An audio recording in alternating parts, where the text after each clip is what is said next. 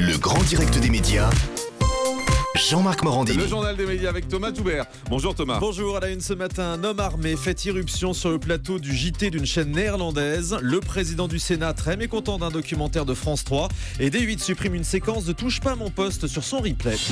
Et on commence donc avec cet homme armé qui a pénétré hier soir sur le plateau du journal de 20h aux Pays-Bas.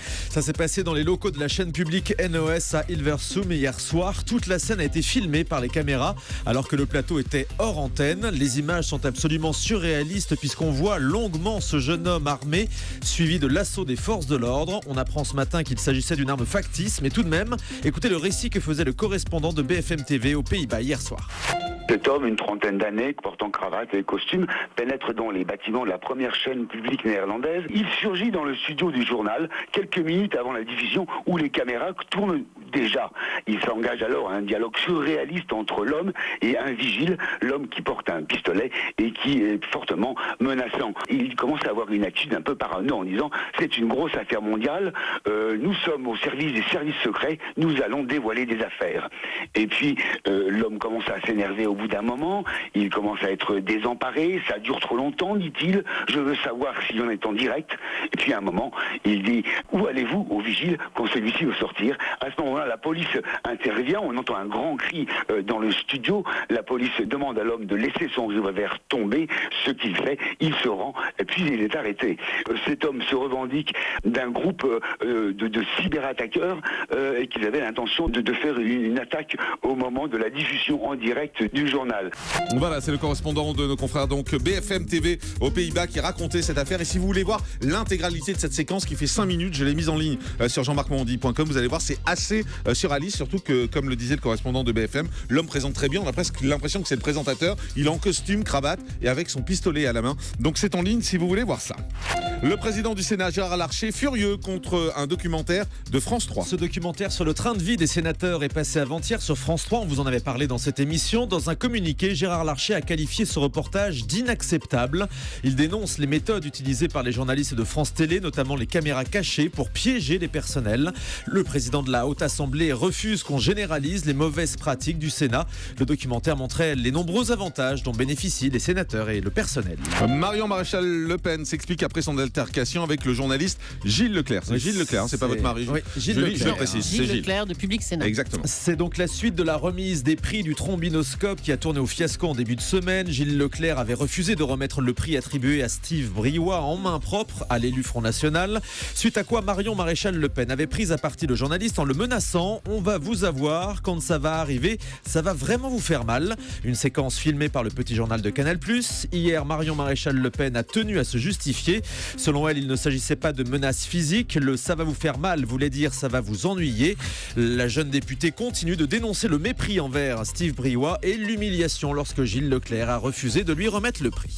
Un hebdomadaire marocain publie une photo de François Hollande en Adolf Hitler en une. Un photomontage en une de l'hebdomadaire Al Watan El Han qui fait polémique ce matin. Sous la photo, le magazine se demande si les Français vont faire renaître les camps de concentration d'Hitler pour exterminer les musulmans.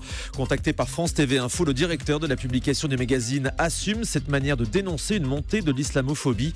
Selon lui, cette une est une sonnette d'alarme pour la classe politique française. Et puis le maire de Gennevilliers lance un appel aux journalistes. Dans une lettre ouverte publiée ce matin dans Le Parisien et l'Humanité, le maire de cette ville des Hauts-de-Seine rappelle que les journalistes ont été nombreux à venir dans sa ville au moment des attentats. Je rappelle notamment que Chérif Kouachi a été enterré à Gennevilliers.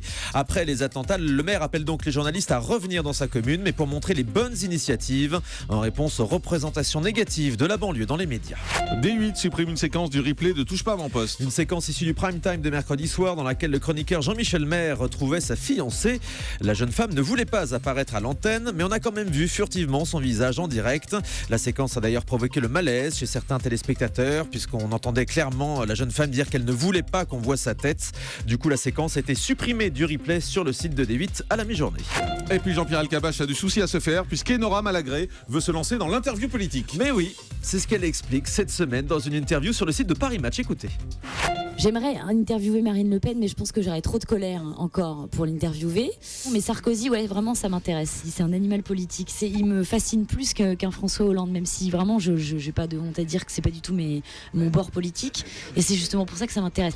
Mais c'est pas du tout ma spécialité, la politique. Vraiment, j'ai pas le cerveau, j'ai pas les connaissances. Mais j'y travaille.